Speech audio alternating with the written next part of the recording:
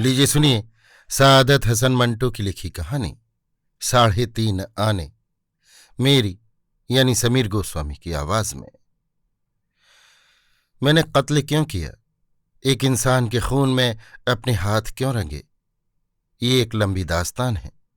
जब तक मैं उसके तमाम अवाकिब व अवातिफ से आपको आगाह नहीं करूंगा, आपको कुछ पता नहीं चलेगा। मगर उस वक्त आप लोगों की गुफ्तगू का मौजू जुर्म और सजा है, इंसान और जेल है। चूंकि मैं जेल में रह चुका हूं, इसलिए मेरी राय नादुरुस्त नहीं हो सकती। मुझे मंटू साहब से पूरा इत्तेफाक है कि जेल मुजरिम की इस्लाह नहीं कर सकती, मगर ये हकीकत इतनी बार दोहराई जा चुकी है कि उस पर जोर देने से आदमी को यूं महसूस होता है जैसे वो किसी महफिल में 1000 बार सुनाया हुआ लतीफ़ा बयान कर रहा है। और ये लतीफ़ा नहीं कि इस हकीकत को जानते पहचानते हुए भी हजारहा जेल खाने मौजूद हैं, हथकड़ियां हैं और वो नंगे इंसानियत बेड़ियां। मैं कानून का ये जेवर पहन चुका हूं। ये कहकर रिजवी ने मेरी तरफ देखा और मुस्कुराया।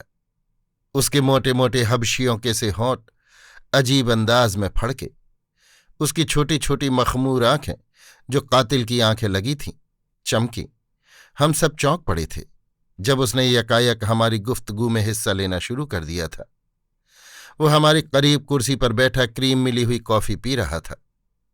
जब उसने खुद को मुतारिफ कराया तो हमें वो तमाम वाक़यात याद आ गए जो उसकी कत्ल की वारदात से वाबस्ता थे। वादा माफ गवाह बनकर उसने बड़ी सफाई से अपनी और अपने दोस्तों की गर्दन फांसी के फंदे से बचा ली थी। वो उसी दिन रिहा होकर आया था। बड़े शाइस्ता अंदाज में वो मुझसे मुखातिब हुआ। माफ कीजिएगा मंटू साहब, आप लोगों की गुफ्तगू से मुझे दिलचस्पी है।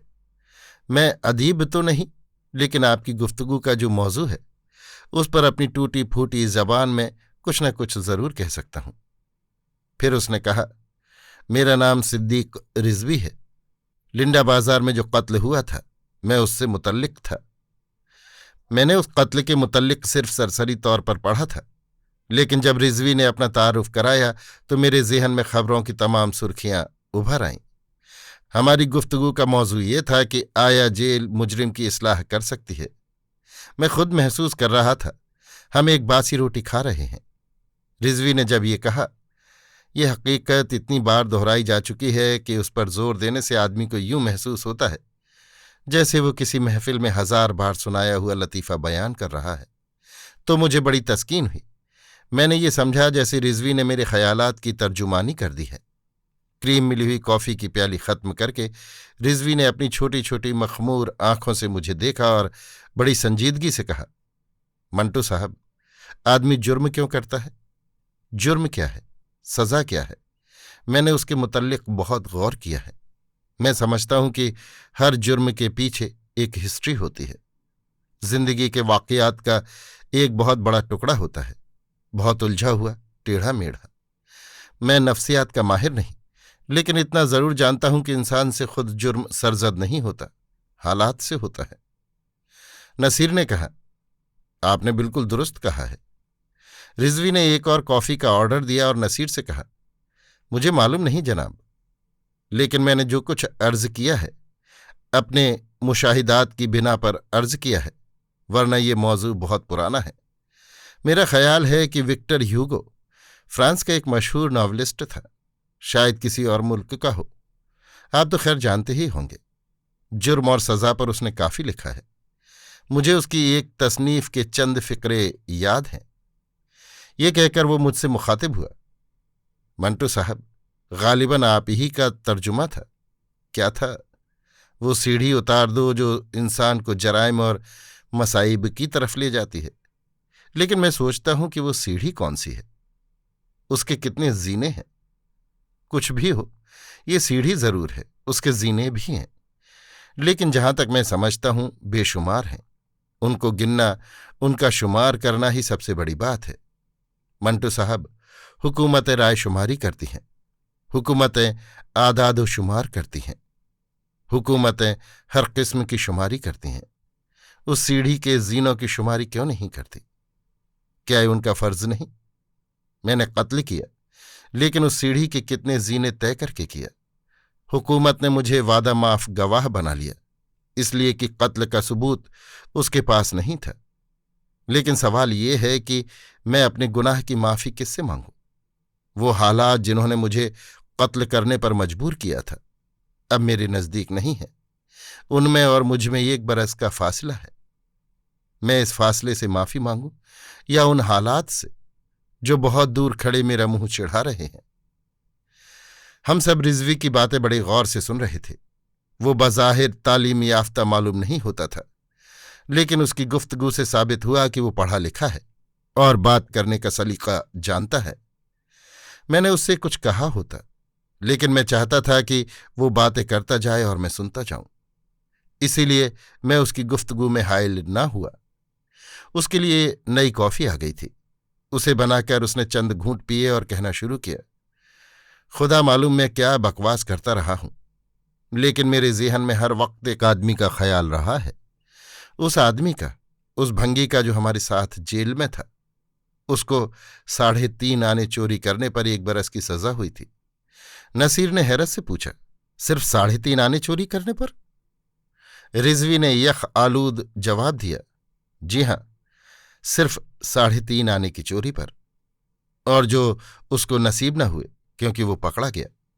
ये रकम खजाने में महफूज है और फग्गू भंगी गैर महफूज है, क्योंकि हो सकता है वो फिर पकड़ा जाए, क्योंकि हो सकता है उसका पेट फिर उसे मजबूर करे, क्योंकि हो सकता है कि उससे गूमूत साफ कराने वाले उसकी तनख्वाह न दे सकें, क्योंकि हो सकता है उसको तनख्वाह देने वालों को अपनी तनख्वाह न मिले।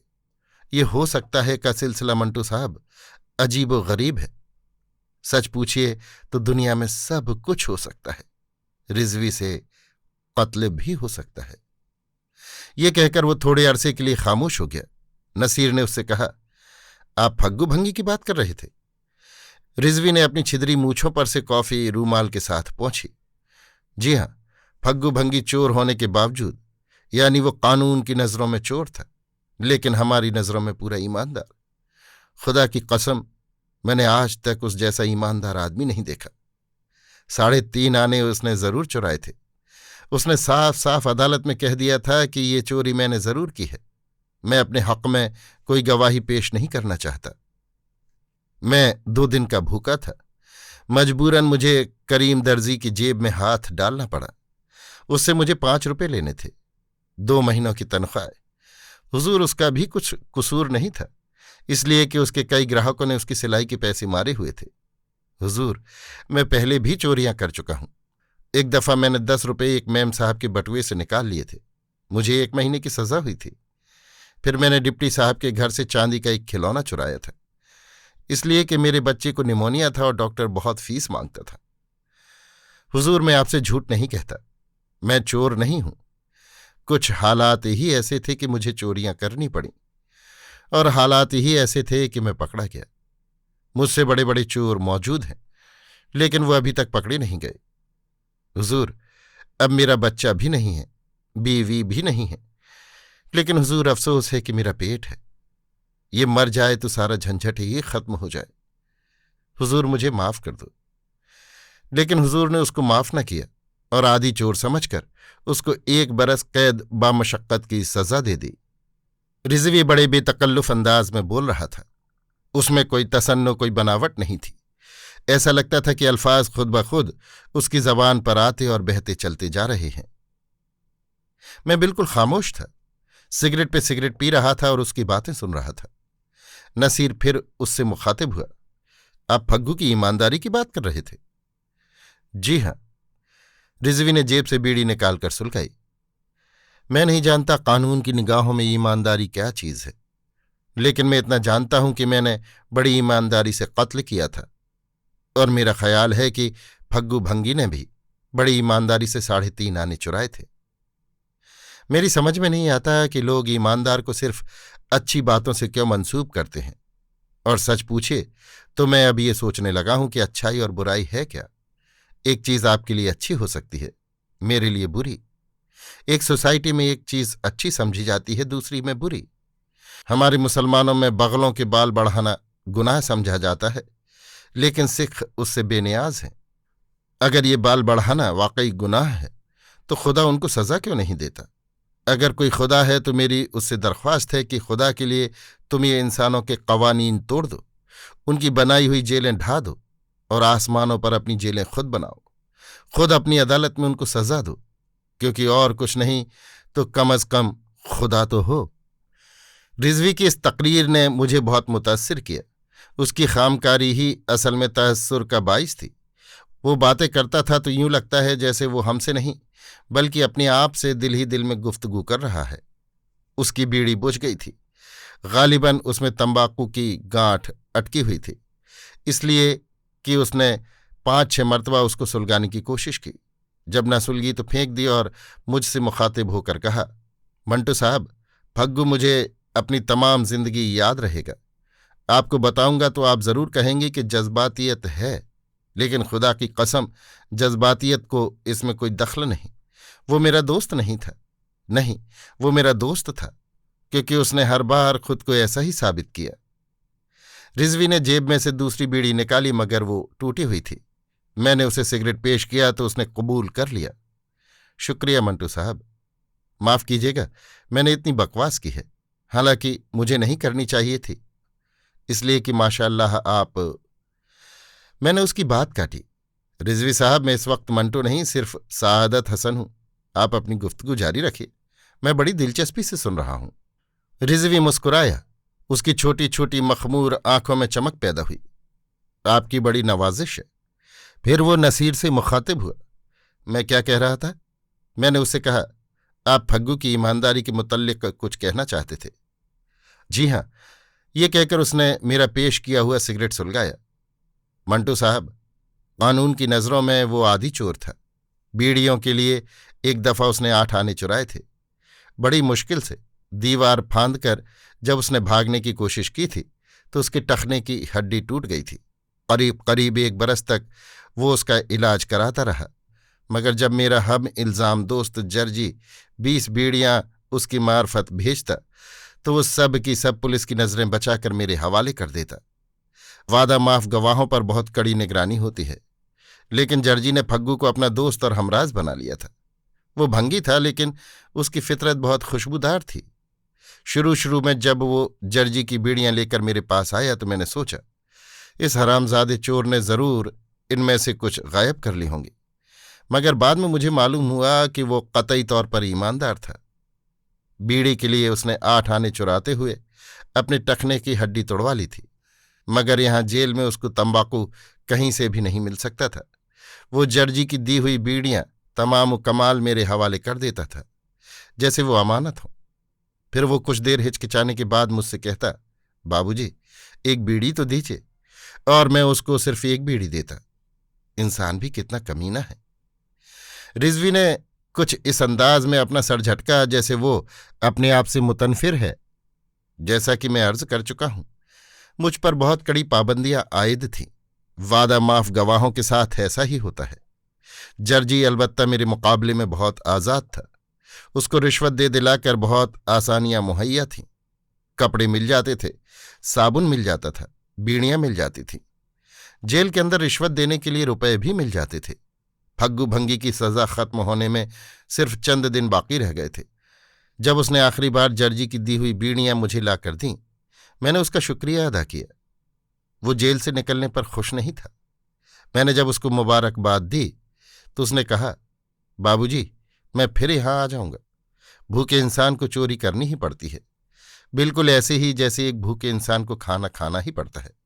बाबूजी, आप बड़े अच्छे हैं, मुझे इतनी बीड़ियां देते रहें। खुदा करे आपके सारे दोस्त बरी हो जाएं। जर्जी बाबू आपको बहुत चाहते हैं।